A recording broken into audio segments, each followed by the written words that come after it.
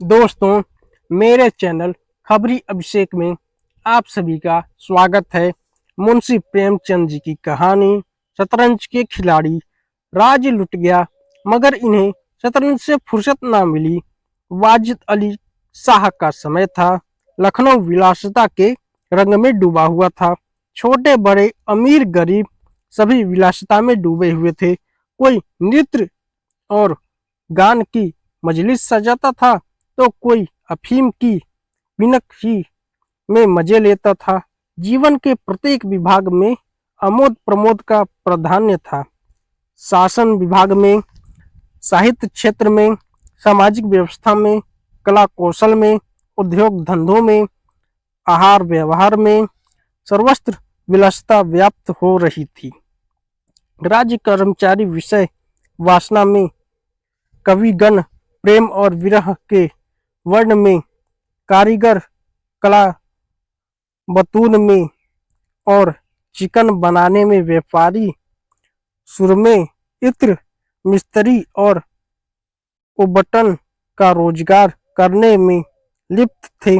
सभी की आंखों में विलासिता का मद छाया हुआ था। संसार में क्या हो रहा है इसकी किसी को खबर न थी। बटेर लग रहे थे। तीसरों की लड़ाई के लिए पाली बदी जा रही है।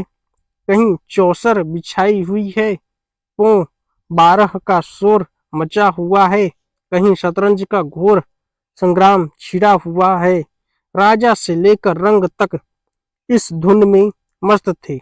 यहाँ तक कि फकीरों को पैसे मिलते तो वे रोटी न लेकर अफीम खाते या शराब पीते। शतरंज का ताश मंजिला खेलने से बुद्धि तीव्र होती है, विचार शक्ति का विकास होता है, पेचीदा मामलों को सुलझाने की आदत पड़ती है।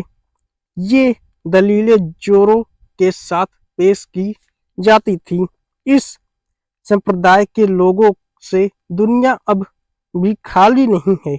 इसलिए अगर मिर्जा सजाद अली और अमीर रोशन अली अपना अधिकांश समय बुद्धि तीव्र करने में व्यतीत करते थे तो किसी विचारशील पुरुष को क्या आपत्ति हो सकती थी।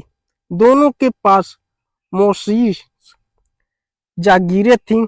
जीविका की कोई चिंता न थी। घर में बैठे चौखटियां करते थे। आखिर और करते ही क्या। प्रातः काल दोनों मित्र नाश्ता करके बिसात बिछाकर बैठ जाते। मोहरे सज जाते। दाव पेज होने लगते। फिर खबर न होती थी कि कब दोपहर हुई, कब तीसरा पहर, कब शाम। घर के भीतर से बार बार बुलावा आता कि खाना तैयार है। जहां से जवाब मिलता चलो आते हैं। दफ्तर खान बिछाओ।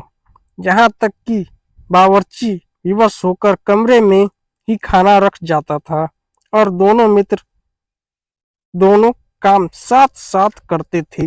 ऐसी कहानी सुनने के लिए और कहानी का अगला पार्ट जानने के लिए मेरे चैनल को सब्सक्राइब करें।